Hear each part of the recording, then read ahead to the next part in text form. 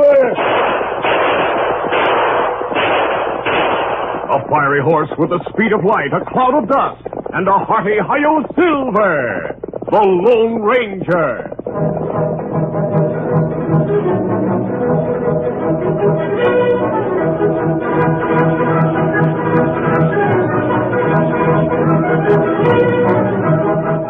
This is the story that tells how Tonto once saved the Lone Ranger.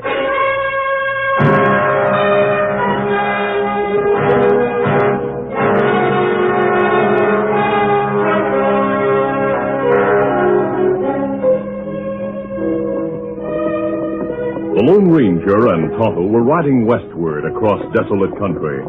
They were looking at the tracks of a wagon train when suddenly a thin young man stepped from behind a big boulder. He held a rifle to his shoulder and shouted, "Right in or I'll shoot." That's it.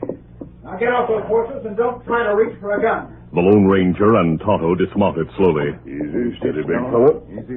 Then the masked man dropped his hand with lightning speed and fired from the hip.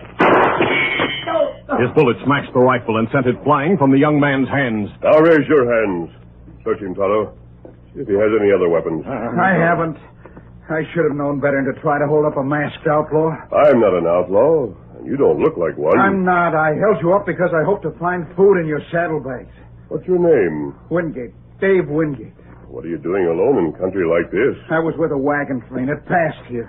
Why did you leave the train? I was driven away. Why? I didn't do anything wrong. I was framed by Cap Sanders. Cap Sanders? He was hired as wagon master. Every night he posted guards to watch for dangerous redskins. Sioux Indian dangerous, but Crow Indian friendly. One of our best friends is chief of the Crow Indians who live north of here. Dave, I want to hear how you were framed, but first we'll prepare a meal. Oh, I'm near starved.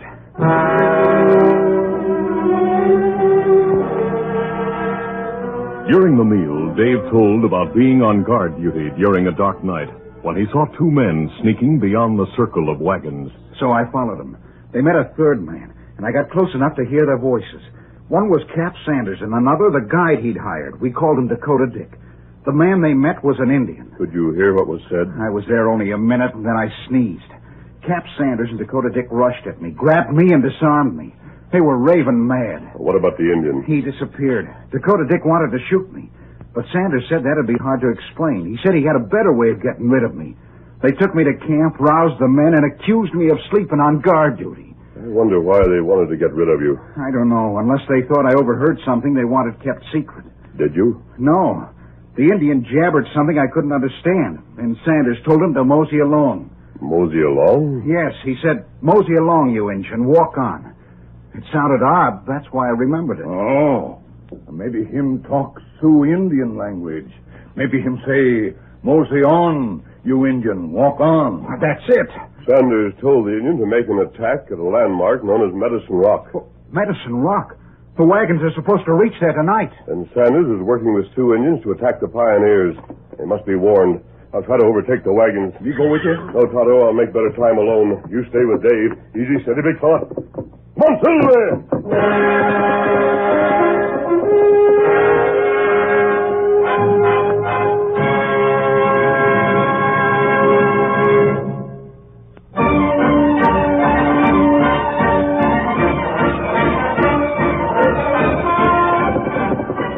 on, Silver! It was late afternoon when the Lone Ranger overtook the train of covered wagons. He drew abreast of the first one in the line. Easy, Silver, easy. And shouted to the driver. Frisbee! Are you Jim Frisbee? Yes, you're masked. No time to explain the mask now. There may be an ambush ahead. Stop the wagons while I tell you about it. Stop the wagons! The wagons were halted at the foot of a long hill. Jim Frisbee and men from other wagons listened, while the Lone Ranger told about the possible ambush at Medicine Rock in the valley ahead. It's just beyond that hill. You're within a couple of miles of the place. Two of our men rode ahead. If there's any sign of trouble, they'll come back and lead us over a different route. Otherwise, we'll go on as we planned. Are Cap Sanders and Dakota Dick the men who went ahead? Well, yes. Frisbee, if my information is correct, they're helping the Indians plan the ambush. Why would they do that? For money. If If you people are massacred, they'll be able to take your cash and let the Indians have your horses and supplies. They're not crooks. I'm sure they are. I'd say you're the crook. What's your game? The Lone Ranger realized when he heard the angry comments that he could never persuade the men to follow him over a different trail that would lead safely past the dangerous valley. Where'd you get your information? Nothing I might say would convince you that I've told the truth. Look! The top of the hill! Engines! They're Sioux engines! They're on the warpath! They're coming this way! Now you must fight. I'll help you. Form a circle! You men!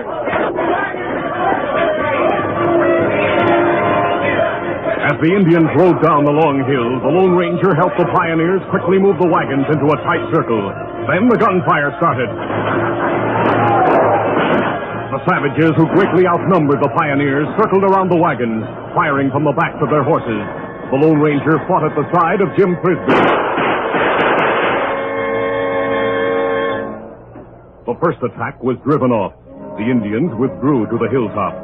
The Lone Ranger watched them through binoculars, then said, Frisbee, look through these glasses. You'll see Cap Sanders and Dakota Dick talking to the Indians. Double-crossers. You were right about them. They double-crossed you, and they lied about Dave Wingate falling asleep at his post. How'd you know about Wingate? I met him on the trail.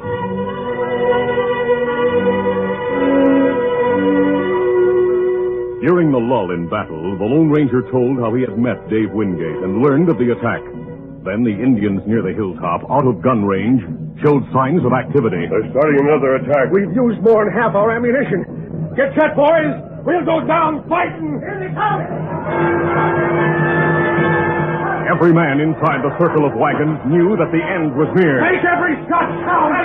The Indians knew it, too. They felt that victory was in their grasp, when suddenly new war cries sounded from the north.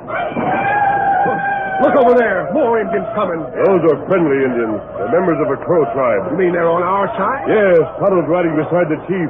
And there's Dave Wingate. Boys, we're saved. Never mind sparing the ammunition. Let them have it.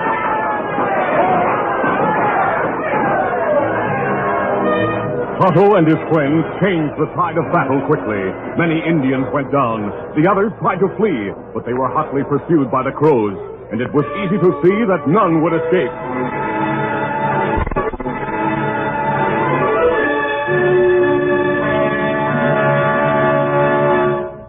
That night, in the light of campfires, Jim Frisbee told the pioneers how Dave Wingate had been unfairly punished. And, men, I say every one of us owes his life to Dave. That's right, Jim. I didn't do anything. We owe our lives to Tonto and the Lone Ranger. Hooray!